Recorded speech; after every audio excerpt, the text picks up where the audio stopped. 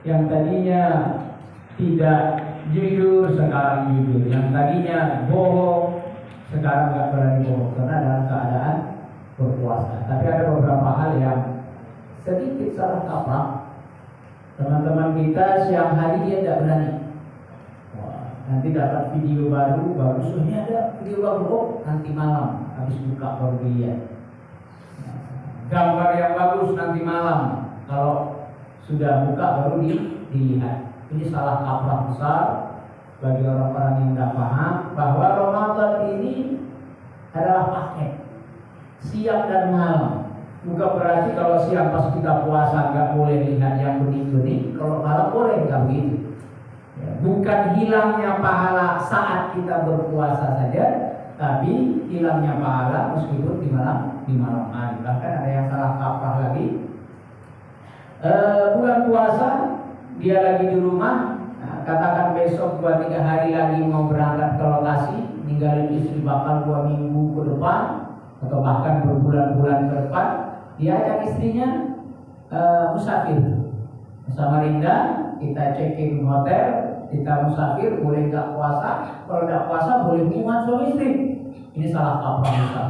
Kenapa? Karena kata Allah Subhanahu wa taala, "Uhilla lakum lailatul shiyam rafathu ila nisaikum." Halal bagi kalian di malam-malam bulan Ramadan, di malam-malam bulan puasa melakukan rafas, hubungan suami istri.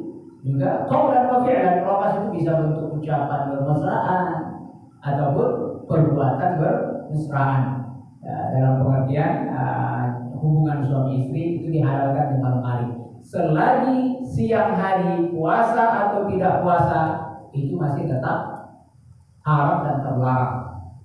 Kenapa? Hurmatul Ramadan, ada keharaman, kehormatan bulan Ramadan yang tidak boleh intihal bihi, dihancurkan, dirobohkan, dirobekkan, dirusak karena sudah ditentukan oleh Allah Subhanahu wa taala. Yang mudah-mudahan puasa beserta amalia-amalian lainnya yang kita kerjakan bulan Ramadan dibuka oleh Allah babul qabul, pintu qabul, sehingga ibadah kita itu bernilai di sisi Allah Subhanahu wa taala. Kata Nabi sallallahu alaihi wasallam, "Kam min sha'imin laisa lahu min shiyamin illa al-ju' wal 'atash."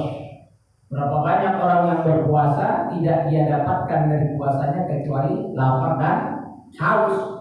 Puasa kita ini, sholat kita ini, zakat kita ini, sedekah kita ini, amaliyah kita ini belum tentu pahalanya diterima. Belum tentu ada pahalanya. Boleh jadi nanti ketika kita bertemu dengan Allah, pahala kita itu kosong, nol.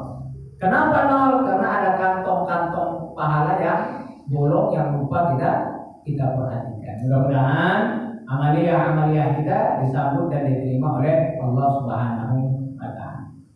Jemaah yang dimuliakan oleh Allah, tema yang mau kita bincang hari ini saya dikasih tema yang cukup banyak 4 hari ke depan, insyaallah, berkaitan tentang perbedaan fikih di antara 4 mazhab, Hanafi, Maliki, Syafi'i, Hambali. Ini perbedaan yang luar biasa ya, dalam berbagai masalah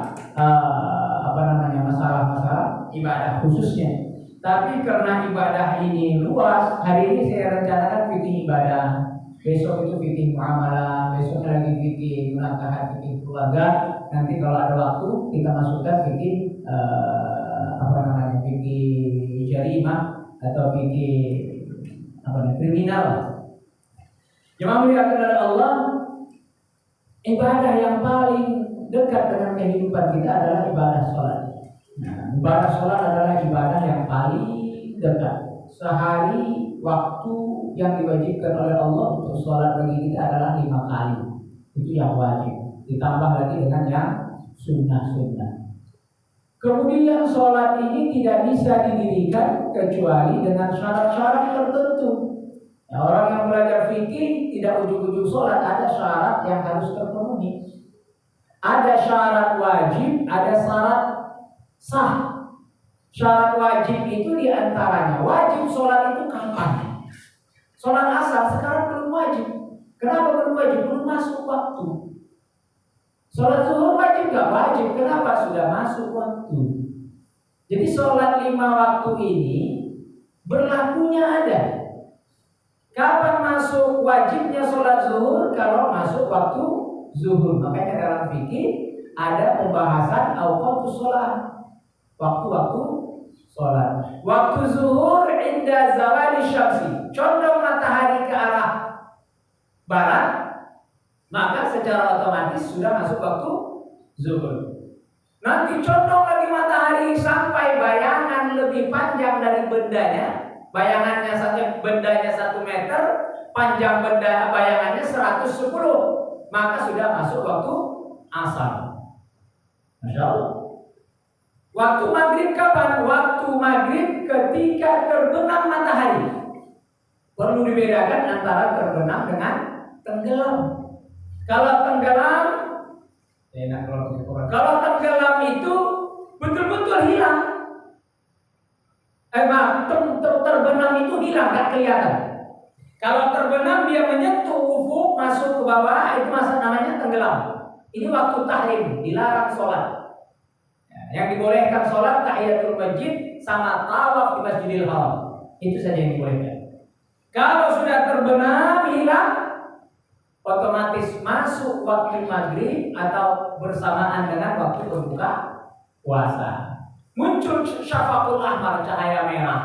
Cahaya merah nanti hilang, berarti masuk sholat isya.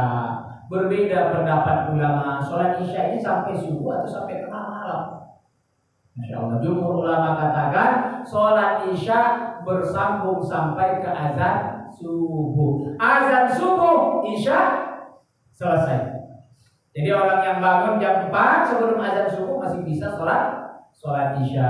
Tapi bagi orang yang katakan bermazhab Hanafi, tengah malam sudah habis waktu isya. Tapi jumhur ulama mengatakan boleh sholat isya selagi belum azan subuh.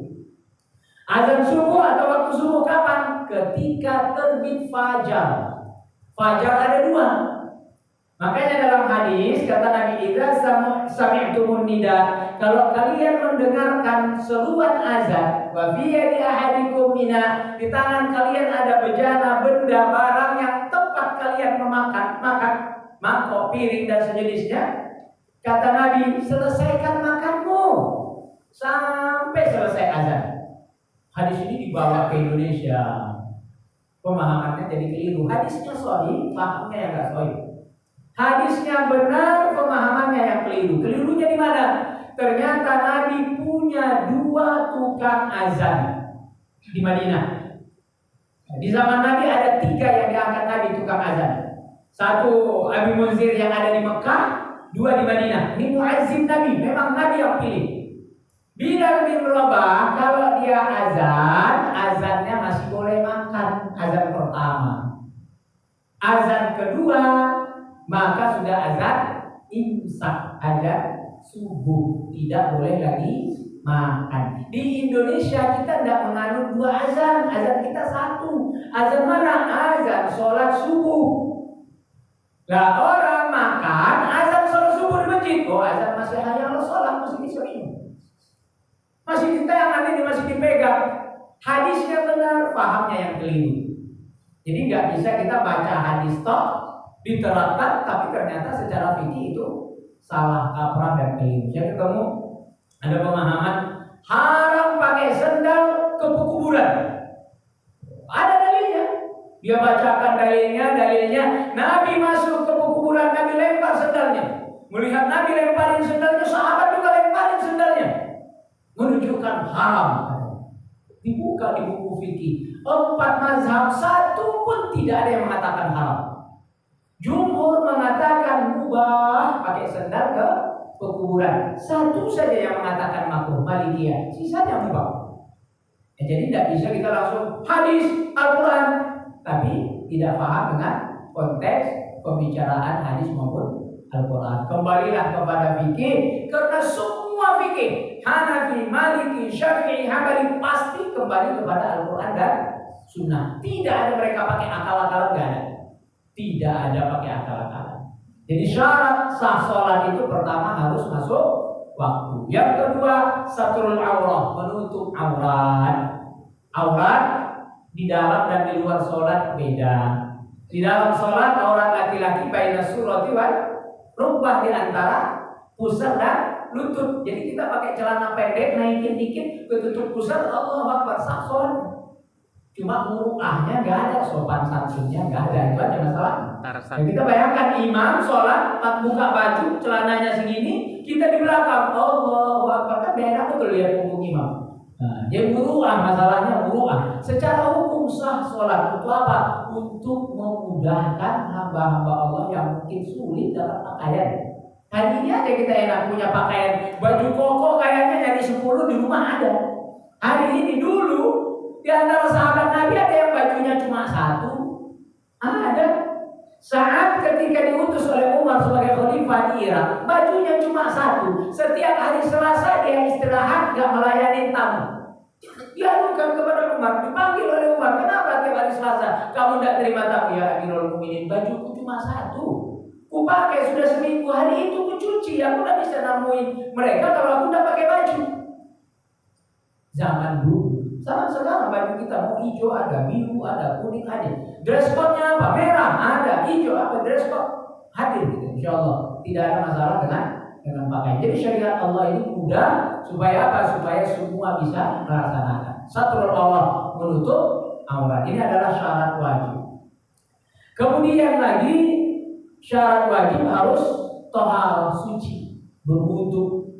Berwudu tentunya ada hal-hal yang muttafaq disepakati oleh para ulama-ulama, ada juga yang mukhtalaf, berbeda pendapat para ulama.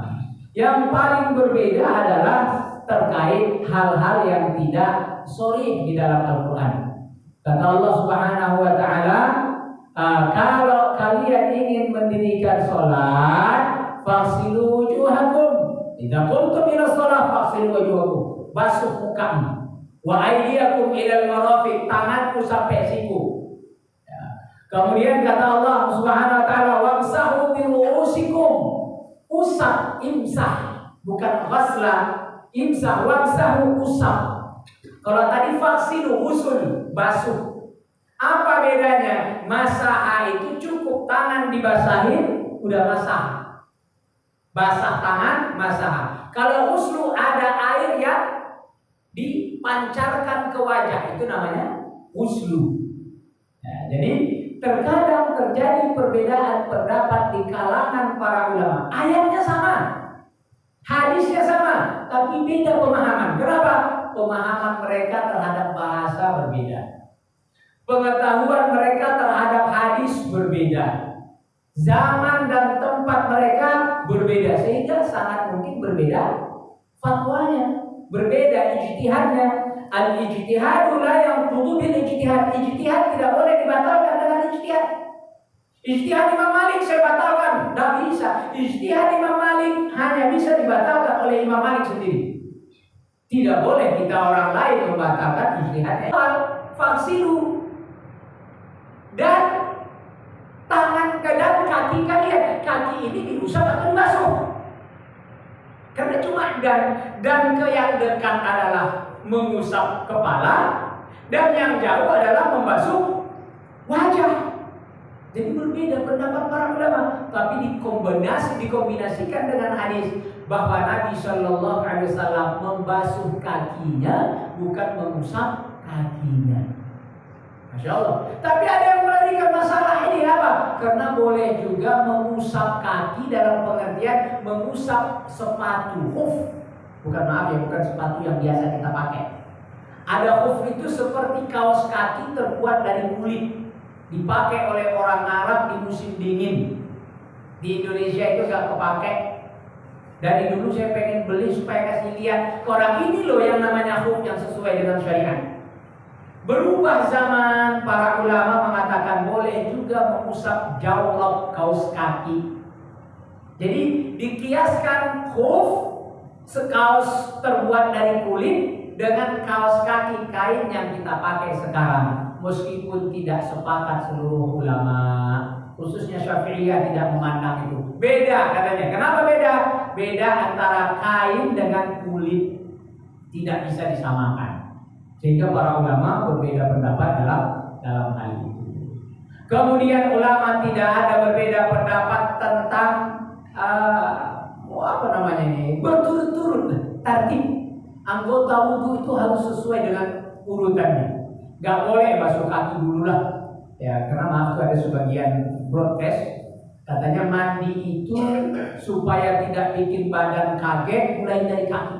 Kaki dulu disiram, naik ke lutut, naik ke pinggang, naik ke badan, baru kepala. Kalau dari kepala duluan nanti kita kaget. Itu yang bikin orang sakit. Logikanya benar, tapi disandingkan, dikombinasi dengan sunnah Nabi, salah. Kenapa? Nabi dari kepala.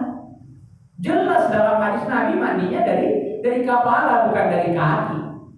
Dan terus tidak kagetkah badan kita ketika kita langsung siram subuh-subuh nih, mau sholat subuh, udah azan kita belum mandi, habis hubungan suami istri, kaget nanti badan.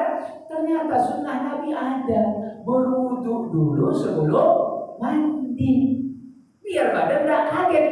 Jadi tidak usah dari kaki lalu kepala. Masya Allah. Jadi wudu harus sesuai dengan tartibnya. Sementara mandi tidak disyaratkan dengan tartib urutannya. Wudu harus tartib. Dan mualah itu tidak berjeda. Basuh muka, nunggu kering dulu, hilang dinginnya, basuh tangan. Ini masih dingin-dingin, tunggu keringin dulu, baru usap kepala. Enggak. Wudu itu harus continue, tidak boleh terputus. Batasannya apa? Selagi belum kering berarti masih mualah. Ini adalah syarat yang harus terpenuhi bagi orang-orang yang ingin mendirikan sholat. Setelah itu barulah kita melaksanakan sholat. Apalagi syaratnya? Istiqbalul qiblat, menghadap kiblat. Kiblat. Kemana kiblat? Ka'bah. Ka'bah musyarrafah adalah kiblat terakhir kita. Dulu awalnya kiblat di Baitul Maqdis. 17 bulan Nabi sholat menghadap Baitul Maqdis. Kemudian di tahun kedua Hijriah di bulan Sya'ban Nabi dapat ayat dari Allah, "Fawalli wajhaka syatrul Masjidil Haram." Alih kiblat wahai Muhammad ke Masjidil Haram. Sejak itu sampai hari ini dan insya Allah sampai hari kiamat kita akan sholat tetap menghadap Ka'bah. Bagi orang yang ada di sekitar Ka'bah di Masjidil Haram, wajib dia menghadap Masjidil Haram atau Ka'bah. Wajib. Bagi orang yang tidak melihat Ka'bah, tidak melihat Masjidil Haram, boleh sekedar intijah saja, menghadap saja. Kayaknya di Masjidil Haram pas sebelah sini, Allahu Akbar, boleh. Jadi kita di Indonesia sini jangan dipas-pasin banget pakai tarik benang. Ini biar pas sampai Ka'bah nih, nggak bisa. Masyaqqah. Cukup kira-kira Ka'bah itu ada di berandaya sebelah kanan sedikit, Allahu Akbar, sudah cukup. Ya, karena ada sebagian sholat kita ini melenceng Pak Ustaz. Kenapa? 1 derajat saja dari sini, ini lari dari Ka'bah. Kita nggak disyaratkan. Pas ke Ka'bah nggak disyaratkan, karena kita bukan ahli Ka'bah.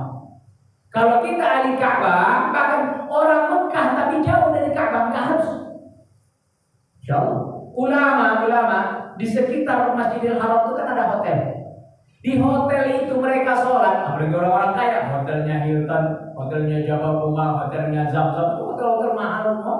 Ya, 1 malam itu bisa 7 juta, 8 juta. Mereka di atas sholat, Allahu Akbar, kelihatan Masjidil Haram. Langsung menghadap Masjidil Haram boleh, selagi itu bangunan Masjidil Haram nampak, boleh dia sholat. Orang yang di dalam Masjidil Haram, selagi dia nampak Ka'bah, wajib dia menghadap Ka'bah. Karena Masjidil Haram kan gak semuanya kelihatan Ka'bah. Ada yang di bawah, ada yang di atas, ada yang di belakang. Itu ada situasi tertentu yang dia tidak bisa lihat Ka'bah. Tapi kalau ada Ainul Ka'bah, Ka'bahnya nampak, wajib dia menghadap Ka'bah. Kalau dia melenceng sedikit, sholatnya batal. Tidak sampai kepada syarat tadi supaya sholat kita itu sah.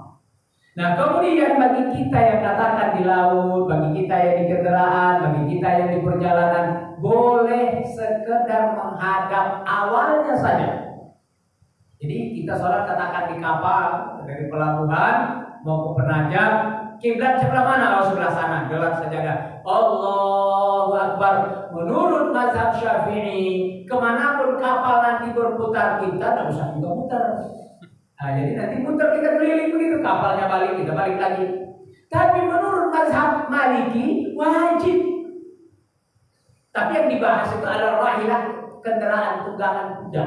Mereka di atas kuda, di atas unta. Kalau sholat dalam keadaan musafir, bukan mungkinnya musafir, mereka sholat menghadap kiblat awalnya. Kalau berputar tunggangannya, maka dia berputar juga. Harus diputar badan. Yang menjadi ukuran bukan wajah, tapi dada. Jadi maaf kalau ada orang, maaf nih, misal kepalanya peyang, dadanya lurus ke depan, kepalanya begini, sholatnya sah. Sholatnya sah. Bukan berarti dia harus begini. Nanti kepalanya menghadap, dadanya enggak. Yang paling inti dari menghadap kiblat itu adalah dada. Tidak ada dalam ayat, tidak ada dalam hadis, tapi keterangan para ulama begitu. Keterangan para ulama bahwa yang menjadi inti yang menghadap kiblat itu adalah dada, bukan wajah. Nah, jadi ketika musafir menurut mazhab Maliki harus diikutkan kemanapun kiblat, dan tidak boleh bagi orang yang mukim. Nah, bagi orang yang nggak tahu kiblat, mungkin di malam hari dia baru nyampe, nggak tahu kiblat kemana, nih udahlah sholat saja deh, kayaknya ke sana ini. Feelingku begini, Allahu Akbar. Begitu terang ternyata kiblatnya di belakang. Menurut Hanafi, menurut Maliki, maka sholatnya tidak perlu diulang. Menurut Syafi'i, sholatnya wajib diulang. Oh, ternyata kiblatnya ke sana. Kapan dia tahu? Di mana dia mengerti? Balik Allahu Akbar. Nah, kalau sholatnya sudah selesai, wajib diulang menurut mazhab Syafi'i. Menurut Maliki, kalau sedang sholat baru sadar dia kiblatnya, mungkin dibilang sama orang, kiblatnya ke kanan dikit, wajib dia putar meskipun dalam sholat. Ada beberapa masjid itu kadang bikin kita bingung. Sajadahnya bingung kita, yang mana depan mana yang belakang. Ada kejadian depan hadapan apa mereka sholat, mana yang sahih, bingung. Sedang sholat ada yang ngasih tahu, menurut mazhab Maliki wajib dia ikuti kiblat yang benar. Kalau mazhab Syafi'i udah jelas, sholatnya tadi yang salah itu batal secara otomatis dan wajib diulang karena dia tidak menghadap kiblat yang benar. Tapi kalau sholatnya sudah selesai, menurut Hambali, menurut Maliki dan Hanafi, tidak perlu diulang kalau sholatnya sudah sah, sudah selesai. Kemudian niat. Masuk kepada rukun sholat adalah niat. Niat itu ada syarat-syarat dan ketentuan berlaku. An-niyatu qasdu syai' muqtarin bil fi'li. Menyengaja melakukan sesuatu, artinya dengan sengaja. Bukan ngigau, bukan ikut-ikutan, bukan latah. Ya, jadi tidak bisa ibadah ikut-ikutan, latah atau mengigau. Gak bisa, harus dengan niat. Makanya niat itu perlu ta'yin. Ta'yin itu apa? Menentukan. Sholatnya itu sholat apa? Zuhur. Sholatnya apa? Asar. Tidak masalah kita sholat isya tapi imamnya tarawih. Gak ada masalah. Tidak ada masalah. Imamnya sholat tarawih, kita baru nyampe di masjid, kita niat isya, Allahu Akbar, tapi niatnya kita isya. Ta'yin. Tentukan niat sholatnya apa? Sholatnya isya. Isyanya berapa rakaat? 4. Karena bisa jadi sholatnya 2 rakaat. Nah, kalau imamnya 4 rakaat, kita musafir 2 rakaat, boleh tidak kita 2 rakaat salam sendiri? Nggak boleh. Ju'ila, kata Nabi, innama ju'ila al-imam liyutamma bih. Imam itu dibikin untuk diikuti, kata Nabi. Jadi kalau kita musafir, mampir ke masjid, lagi sholat isya, kita masih mau maghrib, mau isya, maka masuk ke sholat isya dulu. Berapa rakaat? 4, sesuai dengan imam. Allahu Akbar. Dapat 2 rakaat, imam salam, kita kurang 2. Lanjut, masuk 2 rakaat lagi. Selesai salam, Assalamualaikum, baru kita lanjutkan maghrib. Boleh syariat kita. Jadi istimewa syariat Islam. Sesuai dengan situasi. Jangan sampai kita karena niatnya jamak qasar, imam 4 rakaat, kita 2 rakaat salam. Salah. Tidak dianggap kita sholat berjamaah dengan imam, tapi dianggap sholat munfarid. Bahkan sebagian mengatakan sholat itu juga batil. Karena ju'ilal imam itu ada untuk diikut. 4 rakaat imam wajib 4. Tidak boleh kita diskon. Ya. Atau imamnya sholat isya, kita sholat maghrib, tidak boleh. Ya. Yang penting kan sesuai urutannya boleh sesuai, tapi jangan bertentangan dengan imam dan begitu seterusnya. Karena musafir boleh kita jamak takhir, jamak takdim boleh. Nah, mana yang lebih dulu, shahihul waktu yang punya waktu atau shahihul tartib sesuai urutan? Kalau sholat isya kita itu sendirian tidak bermakmum, tidak ada yang mengharuskan kita mendahulukan isya, maka sesuai dengan tartibnya. Maghrib dulu, habis itu isya. Maghrib 3 rakaat, isya 2 rakaat, jamak kosong. Tapi kalau ada yang mengharuskan kita berjamaah, sholat asarnya duluan, baru nanti zuhur dibelakangkan, boleh. Mengakhirkan atau menyalahi urutan boleh, dengan syarat ada shahihul waktu, pemilik waktunya. Ini berkaitan tentang jamaah ataupun qasar. Jadi niat itu harus tahu sholatnya apa, rakaatnya berapa, kemudian imaman atau makmuman harus jelas. Jadi kita ini imam atau makmum harus jelas, kecuali kita sholat munfarid, sholat sendirian. Dan qadaan atau adaan, sholatnya ini tunai atau pengganti. Puasa juga begitu. Puasa ini puasa apa? Puasa Ramadan. Kapan? Besok. Qadaan atau adaan? Adaan itu menunaikan yang hari ini yang wajib. Kalau qadaan mengganti yang kemarin. Jadi 4 syarat ini harus terpenuhi dengan dalam niat tadi. Maaf, gak boleh kita niatnya di pintu, sholatnya di sini. Karena qaddu syai' muqtarin, nempel, muqarin antara niat dengan fi'li, dengan perbuatan. Nah, masuk ke masjid, Allahu Akbar. Loh, kamu tadi tidak niat, bukan dari rumah. Tidak dianggap niat. Lah, aku dari rumah udah niat ke dalam hati. Ada namanya qaulun nafsi, kalamun nafsi, perkataan dalam diri. Ini pukul juga nih nanti orang. Itu bukan niat, itu masih kalam nafsi. Niat itu kalau sudah nempel, pas dia mau nempelin, niat betul, itu baru niat namanya. Ya, jadi niat itu dihitung ketika dia melakukan perbuatan itu. Allahu Akbar, barulah takbiratul ihram. Takbiratul ihram menurut jumhur para ulama ijtihad mereka tidak boleh saling membatalkan yang lain.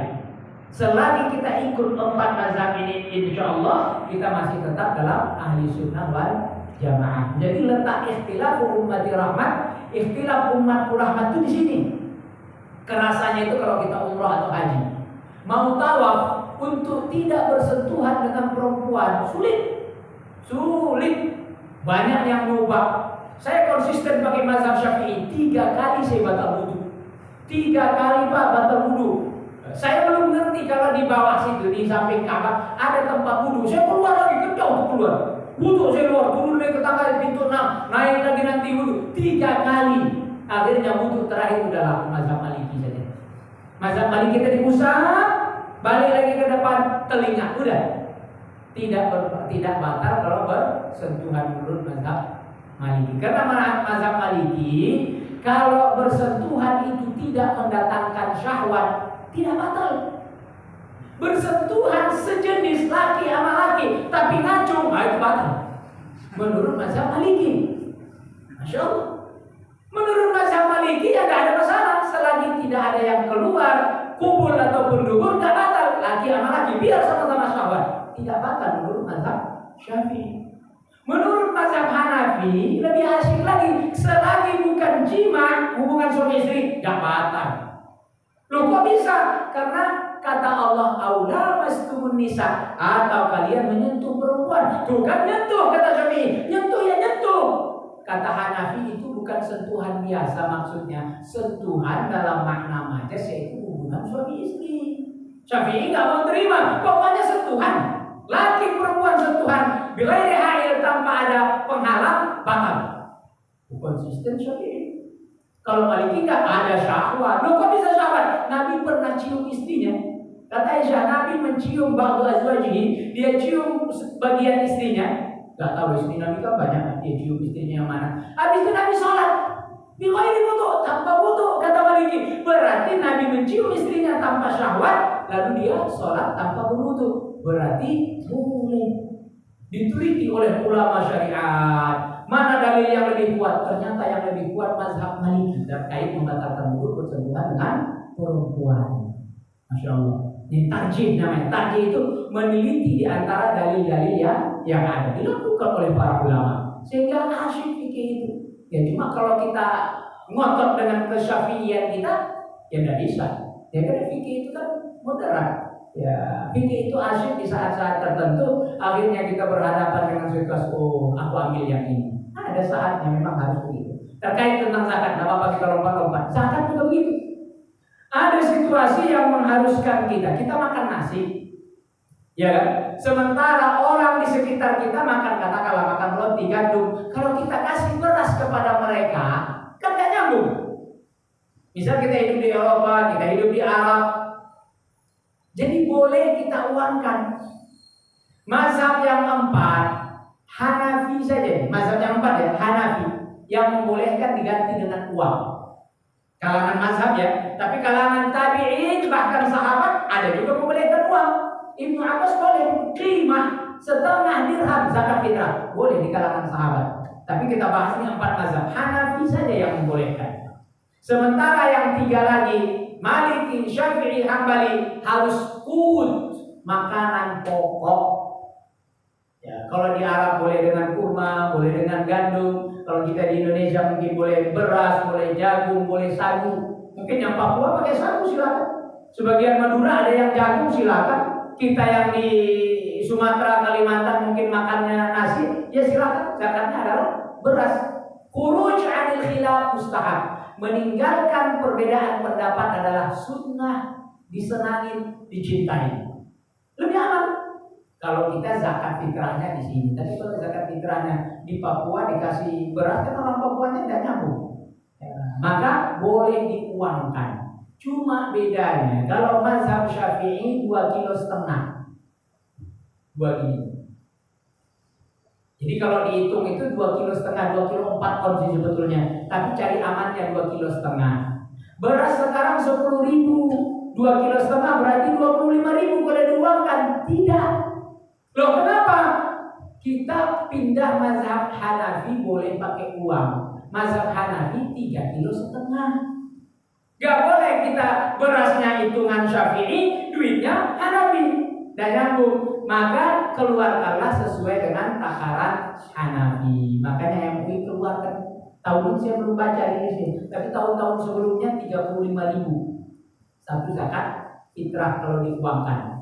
Masya Allah. Kemarin ada yang tanya, Ustaz, kami ini di rumah makan nasi Jepang, beras Jepang, saya tidak tahu kayak apa itu warnanya. Mungkin mulus ya, bening gitu ya. Allah malam kayak apa itu beras Jepang. Harganya 39.000 sekilo katanya. Boleh tidak kami zakatkan itu ke orang lain beras Jepang? Saya bilang sebenarnya sih boleh aja. Cuma si penerima bisa makan nggak? Lah kan kita tidak tahu. Terus Pak Ustaz gimana? Kalau mau aman, timbanglah itu ukuran Hanafi 3,5 kilo. Kalau perlu 3,8 kilo on. 3,8 kilo on aman. Baru dikonversi kali 39.000. Ya, karena dia orang kaya, makanya saya tidak ragu ngasih fatwa kayak gitu. Saya nggak ragu. Tapi kalau orang yang misalkan dia sakit sakit gula darah, berasnya beras merah mahal, ekonominya miskin, yang mungkin saya bolehlah dengan beras yang lain. Tapi orang kaya saya gas saja, sudahlah, mampu kok, nggak apa-apa. Silakan gabung dengan beras Jepangmu, dikonversi ke rupiah, kasih ke orang yang ada di sekitar. Jadi ikhtilaf umat berbeda pendapat itu rahmatnya kerasanya di situ. Ya, cuma kadang gontok-gontokannya pas sholat tarawih, ada yang minta 8, ada yang minta 20. Alhamdulillah baru tadi malam saya sholat 20 rakaat kali papannya. 20 rakaat baru tadi malam. Sebelumnya 8 semua. Ajaibnya masjid NU sekarang udah 8. Oh kalau dulu ngotot. Mau aja yang minta 8 gak mau aja NU kita nyanyiin. Ulang 8 tuh udah pada ada. Muncul video baru. Video baru itu apa? Sholat tarawih minimal 2 rakaat, maksimal tidak terbatas. Ada aliran 2 rakaat sekarang. Habis isya, ba'diyah 2 rakaat, pulang kan minimalnya 2 rakaat. Betul. Dalam fikih gitu, dalam kitab fikih, sholat tarawih itu nggak ada minimal maksimal, nggak ada. Minimalnya 2. Tapi kan ada hadis Nabi yang mengatakan, kata Aisyah, Nabi tidak sholat lebih dari 11 rakaat di Ramadan dan di luar Ramadan. Iya, hadisnya sahih. Orang Muhammadiyah pegang ini kuat-kuat. Jadi 8 rakaat berdasarkan hadis Aisyah. Tapi ada yang mengambil dengan hadis-hadis yang lain. Ya, Umar bin Khattab itu sholat jelas 20 rakaat tarawih 3 witir. Tabi'in nanti sholat 46 rakaat. Bayangin itu. Masjid Madinah itu pernah sholat 46 rakaat. Saya yakin sekarang nggak ada yang ngamalin itu. Wallahu a'lam. Kenapa? Orang-orang Madinah pas lagi di Mekah, lihat orang Mekah 4 rakaat sholat istirahat. Roha itu kan istirahat. Tarawih itu artinya istirahat minimal 3 kali istirahat baru tarawih namanya. 4 rakaat istirahat. Ketika istirahat apa yang mereka lakukan? Tawaf. Kata orang Madinah, wah enak betul di Mekah ya. 4 rakaat tawaf, dapat pahala tarawih, dapat pahala tawaf. Kita ditambahin jadi 46. Masya Allah. Jadi maaf 1000 kali maaf, tidak ada 1 4 mazhab pun yang mengatakan sholat tarawih 8 pun ada. Tidak ada. Masya Allah. Apalagi dengan formasi 4-4-3, itu formasi bertahan. Karena saya pernah satu hari ngimamin di masjid di musola Muhammadiyah. Saya tidak ngerti. Saya itu salah saya juga. Imam itu kadang harus nanya dulu sama jamaah. Ya, karena saya pegang hadis kata Nabi sholat lail masna, sholat malam itu 2-2 kata Nabi. Tapi Muhammadiyah pegang 4-4-3. Saya baru 2 rakaat salam, assalamualaikum warahmatullah, assalamualaikum warahmatullah. Ibu-ibu di belakang sitar berdiri. Mereka berdiri 3 rakaat lah. Kami ngapain? Imam udah salam. Habis saya salam, saya tanya kenapa itu ibu? Ustaz kami 4-4-3 di sini. Allahu Akbar. Ya, formasinya ya. Apakah salah? Nggak salah juga. Masing-masing ada dalilnya. Jadi selagi kita mengikuti imam-imam mazhab ini, insya Allah amalan kita itu benar sesuai dengan syarat dan ketentuan yang sudah diajarkan oleh Nabi Shallallahu Alaihi Wasallam. Jemaah muliakan oleh Allah. Kemudian sholat yang kita kerjakan tadi sesuai dengan niatnya, sesuai dengan takbirnya, sesuai dengan qiyamnya, berdiri ini wajib. Kecuali orang yang punya uzur boleh duduk. Kata Nabi Shallallahu Alaihi Wasallam, kalau imamnya duduk, kalian duduk, ini sholat sunnah. Kalau imamnya duduk, kalian duduk, ini sholat sunnah. Karena kata Nabi, ju'ilal imam yu'tamma bih, imam itu dibikin untuk diikutin. Kalau imamnya sholat sunnah duduk, maka kita duduk. Ya. Tapi ada yang mengatakan, waktu Nabi sholat terakhir kali, kata Abu Bakar itu suruh Nabi jadi imam. Lalu Nabi datang di sebelah kiri, Nabi itu duduk, Abu Bakar berdiri, sahabat juga berdiri. Loh kok bisa? Dijawab oleh para ulama. Sahabat kenapa berdiri? Karena sahabat ikut Abu Bakar. Loh Abu Bakar kenapa berdiri? Karena dia tahu Nabi punya uzur. Jadi berbeda lagi pendapat para ulama. Bagi orang yang tidak bisa berdiri, boleh melakukan sholat itu dengan duduk bahkan berbaring. Bagi orang-orang yang punya uzur kena penyakit dan lain sebagainya. Kemudian membaca Al-Fatihah yang terakhir. Bismillah menurut Hanafi bukanlah bagian daripada ayat. Jadi kalau sholat Allahu Akbar, Alhamdulillahi Rabbil Alamin, sah menurut Maliki, sah Hanafi. Menurut Syafi'i tidak sah kecuali baca Bismillah.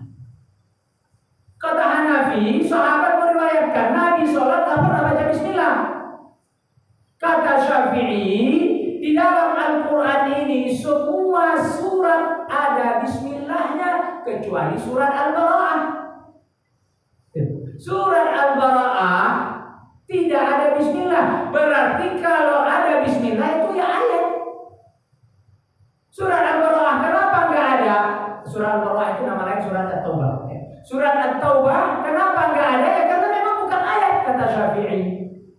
Masya Allah. Kata Nabi Shallallahu Alaihi Wasallam, Al-Fatihah itu sab'un mathani, 7 ayat yang diulang-ulang. Kalau nggak ada Bismillahnya 6 dong. Kata Syafi'i, kata Hanafi tidak. Alhamdulillahirabbil alamin, Ar-Rahmanir Rahim, Maliki yaumiddin, Iyyaka na'budu wa iyyaka nasta'in, Ihdinas siratal mustaqim, siratal ladzina an'amta 'alaihim ghairil maghdubi 'alaihim waladdallin. Ketujuh. Ghairil maghdubi 'alaihim waladdallin. Ketujuh dipisah sama Hanafi. Kata Syafi'i, oh itu satu ayat. Oh enggak, kami pisah, kata Hanafi. Asiknya di situ. Ya cuma ada beberapa hal yang patut diperhatikan seperti membaca Al-Fatihah. Ghairil maghdubi 'alaihim waladdallin. Waladdalinnya dia pisah. Ini qiraah syadzah. Tidak boleh dipakai. Tidak boleh. Tidak ada imamnya pakai. Ghairil maghdubi 'alaihim waqaf waladdallin tidak. Ghairil maghdubi 'alaihim waladdallin harus nyambung. Tidak boleh dipisah karena ada beberapa imam yang awam karena keliru, mungkin ya belum mengerti tentang qiraat. Fatihah itu juga asyik. Kemarin belum seminggu lalu lah saya sholat di masjid itu, imamnya ganti-ganti qiraat. Ada qiraat Hamzah, ada Qulub, Ibnu Nafi. Wah asyik. Ihdinas sirata pakai zai. Ihdinas sirata pakai shad. Ihdinas sirata pakai sin. Ghairil maghdubi 'alaihim walad. Asyik kalau kita ngerti qiraat. Ya cuma kalau enggak ngerti qiraat, imamnya enggak fasih. Ihdinas sirata pakai zai. Tapi itulah qiraat. Semuanya bersumber dari Nabi. Ada 10 qiraat mutawatirah bersumber dari Nabi, 10 qiraat. Masya Allah. Qiraat yang biasa kita baca qiraat Hafs an Asim. Itu biasa kita baca ini. Masya Allah. Ada qiraat Kumbul namanya, ada Ibnu Amir. Ada 10 qiraat. 7 ini yang masyhur. Alhamdulillah di Balikpapan ini ada beberapa ustaz-ustaz kita yang ngerti ilmu qiraat. Jadi Al-Fatihah menurut Syafi'i, faman lam yaqra bi Fatihatil kitab, kata Nabi tidak sah salat orang yang tidak baca Al-Fatihah. Imam Syafi'i pegang itu. Imam salat baca Fatihah, menurut Syafi'i makmum wajib baca Fatihah. Tidak sah salat kalau tidak baca Fatihah. Kata mazhab yang lain, qiraatul imam, qiraatul makmum, bacaan imam itu kan bacaan makmum. Enggak apa-apa kita enggak baca. Oh enggak bisa, kata Syafi'i. Bisa, buktinya orang masbuk Allahu Akbar langsung rukuk bisa. Oh iya juga, kata Syafi'i. Masya Allah. Tapi Syafi'i tetap pegang kokoh, tidak sah sholat kalau tidak baca Al-Fatihah. Jadi kita yang menganut mazhab Syafi'i harus baca Al-Fatihah meski imam sudah baca. Antara Fatihah imam dengan ayat maka dia baca Fatihah. Mazhab Hanafi wajib membaca surat setelah Al-Fatihah. Kalau dia tidak baca wajib sujud sahwi. Menurut mazhab Hanafi. Menurut mazhab Syafi'i tidak wajib. Jadi Hanafi membedakan wajib dengan fardu. Kalau fardu tertinggal tidak sah sholat. Kalau wajib tertinggal sah sholatnya, tapi wajib dengan sujud sahwi menurut mazhab Hanafi. Jawab muliakan Allah, waktu kita sudah habis, barangkali bisa kita lanjutkan besok di ujung masalah ini, mungkin menyambung lagi dengan masalah muamalah insyaallah. Aku qouli hadza astaghfirullah. Sekian dan mohon maaf kita tutup dengan doa billahi minasyaitonir rajim. Bismillahirrahmanirrahim. Alhamdulillahirabbil alamin. Wassalatu wassalamu ala asyrofil anbiya'i wal mursalin wa ala alihi wa sahbihi ajma'in. Allahumma ighfir lana dzunubana wa dzunuba walidina warhamhum kama rabbayana shighara. Allahumma rabbana taqabbal minna sa'ir a'malina waghfir lana wa tub 'alaina wa inna 'ala dzikrika wa syukrika wa husni ibadatik. Allahumma rabbana taqabbal minna a'malana ya rabbal alamin. Allahumma inna nas'aluka al-huda wal tuqa wal 'afafa wal ghina wa nas'aluka ilman nafi'an wa 'amalan maqbulan wa shifaan. Rabbana atina fid dunya hasanah wa fil akhirati hasanah wa qina adzabannar. Wa sallallahu wasallam wa baraka ala nabiyyina Muhammadin wa ala alihi wasallam ajma'in. Walhamdulillahi rabbil alamin. Wassalamualaikum warahmatullahi wabarakatuh. Waalaikumsalam warahmatullahi wabarakatuh.